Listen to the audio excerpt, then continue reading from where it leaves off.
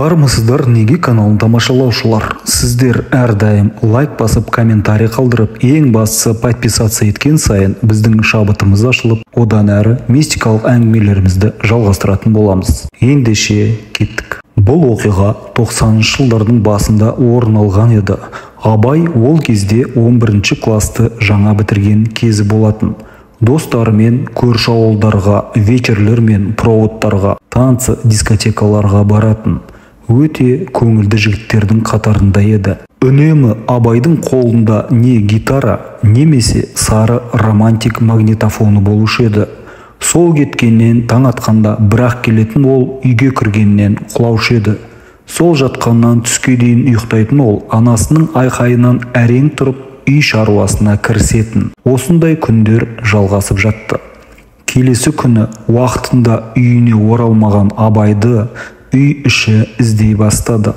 Тіпті кешке дейін келмеген соң, кеше бірге кеткен достарынан да сұрады. Олар да бірге барамыз дегенімен көрші ауылға бармай қалғандықтарын айтты. Міне, дәл осы сәтте туыстары жиналып келіп, үнсіз ғана шаңырағына бас сұғып жатты.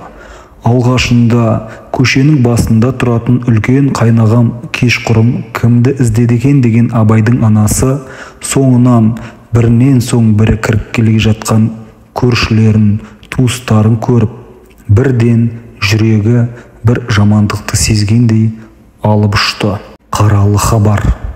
Абайды түнде көлік қағып кетіп, мұның тұла бойы тұңғышы жан тапсырыпты. Осыны естігеннен шыңғыруға ғана шамасы келген анасы байғұс одан арғысын білмейді.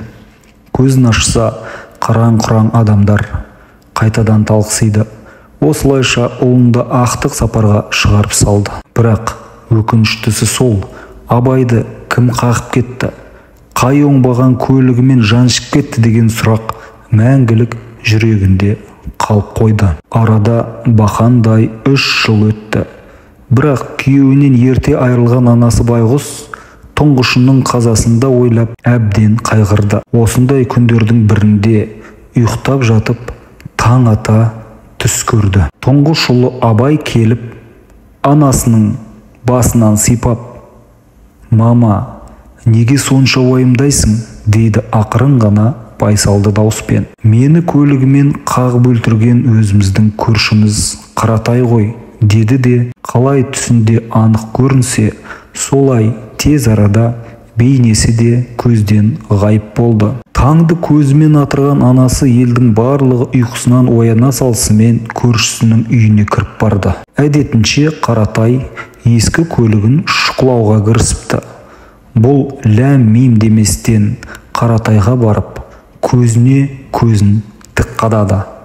Басында көзін анда бір, мұнда бір алып қашқан Қаратай кемпірдің көзінің өңменнен өтіп бара жатқандығын көріп, жерге сылқ етіп отыра кеткенін өзі де байқамады. Таң атпастан шыңғырған кемпір даусынан көрші қолаң түгел жиналып, көптің алдында езіле жылаған Қаратай барлығын мойындады. «Иә, апа, мен едім қаққан, абайсызда болды.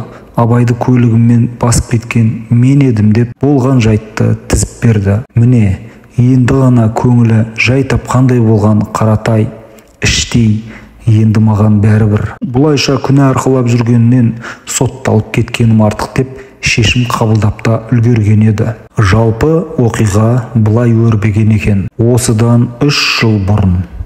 Әдетінше кешке жақын Абайдың достары Манат пен Қайрат та сап етіп келе қалды. 3 дос бөлмеде магнитофонды барлық даусына қойып, арасында өздері айқайлай әңгімелескен соң, шат-шадыман күйде жүректері дүрсілдеп, көрші ауылда болатын әскерге шығарып салу кешіне бармақ болды. Үстілеріне одеколонды аямай сепкен 3 сері жігіт жаяу жалпылай осыдан 25 шақырым жердегі ауылға тікесінен тартты. Өз есептерінше вечердің нағыз қызған шағында көңілді дастархан басына сау етіп кіріп бармақ.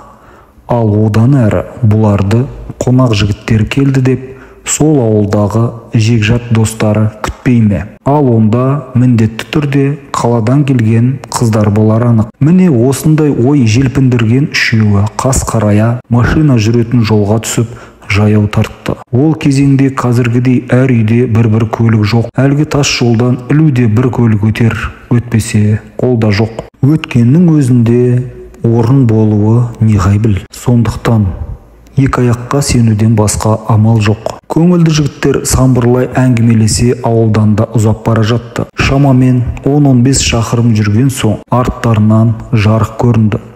Бұлар арттарына бұрылып қарады да автолавка көлігі екенін аңғарып, ай онда не бәрі 2 орын. Оның өзде бос болуы мүмкін емес. Егер бос болса, өзде тоқтайтын болар деп жолдың шетімен жүре берді. Сол кезде жасы шамамен 30-дан асқан шопыр жігіт Қаратай автолавкасын құйықта айдап келе жатты. Фары құрғырды да тазалап, жөндетіп алуым керек еді-ау. Қап осыдан қайтып келгесін ертең ашып, фарын тазаламасам ба деп қояды іштей. Осы кезде бардачокты шұқылап, темекісіне қолын соза бергені сол еді.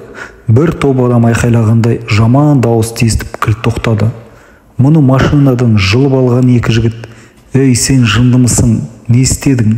Абайды басып кеттің ғой, қағып кеттің ғой, өлтірдің ғой" деп бас салды. Ал көліктің маңында қансырап жатқан Абай да көп ұзамай көз жұмды. Басында жұдырығын ала жүгірмек болған Манат пен Қайрат жүргізушінің әлгі өлген жігіттің көршісі екендігін көріп, өздерін әрең тоқтатты. Ал ол болса айдалада еңкілдей өкіріп, басын ұстап, жерге аунайды. Еңірегенде екеуінің есін шығарды. Не де болса, бір тықырдың таянғанын сезген екеуі шамамен жарты сағаттан соң өз басын тоқпақтай ұруын әлі де тоқтатпаған жүргізуші Қаратайды екеулеп басу айтып жатып, әрең сабасына түсіргендей болды. Бағана Қаратай талықсып, одан жерге аунап, еңкілдеп жатқанда көп ұзамай өлген жігіттің екі досы ақылдасып, оны көлікпен қаққан жігітпен қоса өздерінің де жауапкершіліктен құтылмайтындығын ойлап үлгерген еді. Қысқасы үшеуі келісіп,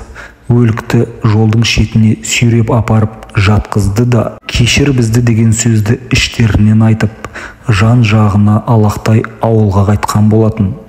Екі жігітті көшенің басынан түсірген Қаратай ақырын ғана үйіне кіріп, қақпасын бекітті де жүк көлігін жуып тазалап, бірде-бір із қалдырмады. Міне осылайша жасаған қылмысын жасырған үшін сотталып, ал достары шартты түрде жазаға кесілді. Сонда анасының түсіне кірген шынымен де о дүниелік Абайдың әруағы ма, әлде періште ме?